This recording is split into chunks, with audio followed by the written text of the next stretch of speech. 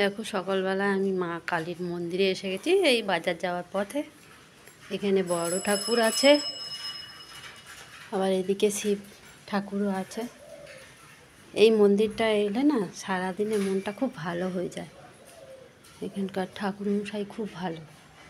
হ্যাঁ, সবাইকে, ওনার কোনো চাহিদা নেই, উনি সবাইকে খুব ভালোবাসেন, আশীর্বাদ করেন।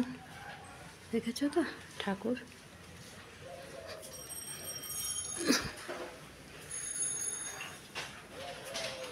এই যে শিব মন্দির,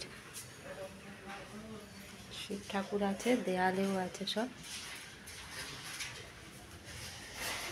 এখানে একটা বড় বট গাছ আছে, আর যার যার দেবার ইচ্ছা হয় তারা এই প্রণামী বাক্সে সব দিয়ে যায়।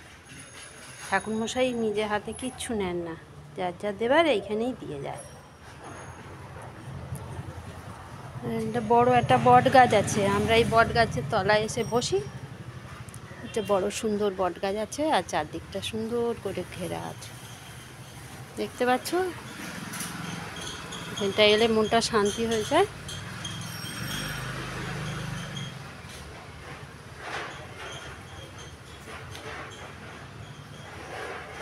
শান্তির জায়গা।